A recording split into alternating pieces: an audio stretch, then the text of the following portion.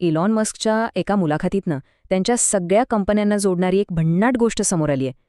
आणि सगळी सुरुवात होते या एका मूलभूत प्रश्नानं, विश्वाला समजून घेण्याची तळमळ. तर मस्कची प्रेरणा फक्त टेक्नॉलॉजी नाहीये, हा एक तात्विक शोध आहे, वास्तवाच्या मुळाशी जाण्याचा. यासाठी ते एक साधं उदाहरण देतात. अब्जावधी पेशी मिळून माणूस बनतो, तसंच माणसं मिळून एक मानवी समूह काहीतरी वेगळंच साध्य करतो, जे एकट्या व्यक्तीला कधीच शक्य नाही. मग पुढचा प्रश्न येतो की ही शक्ती वाढवायची कशी? सोपं आहे, माहितीचा प्रवाह सुधारून. आणि इथंच एक्ससारखे प्लॅटफॉर्म महत्त्वाचे ठरतात, एक प्रकारची जागतिक डिजिटल चेतना बनवण्यासाठी. कल्पना करा, जगभरातले विचार एकत्र जोडले गेले आहेत, भाषा किंवा अंतराची कोणतीही अडचण नाही. आणि हेच आपल्याला पुढच्या टप्प्यावर घेऊन जातं, AI आणि रोबोटिक्सने पूर्णपणे बदललेलं जग. मस्कचा अंदाज आहे की फार नाही पण लवकरच जगण्यासाठी काम करायची गरजच उरणार नाही. कारण AI आणि रोबोटिक्स आपल्याला हव्या त्या वस्तू आणि सेवा निर्माण करू शकतील.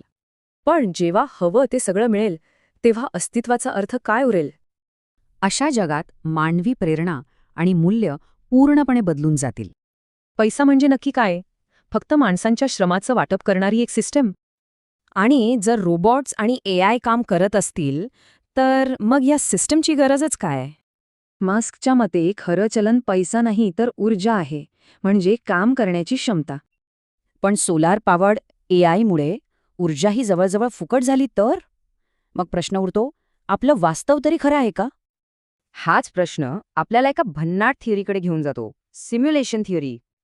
व्हिडिओ गेम्सचाच विचार करा ना, कुठे पॉंग आणि कुठे आजचे रिअलिस्टिक गेम्स. भविष्यात जेव्हा गेम्स वास्तवापासून ओळखता येणार नाहीत, तेव्हा विचार करा.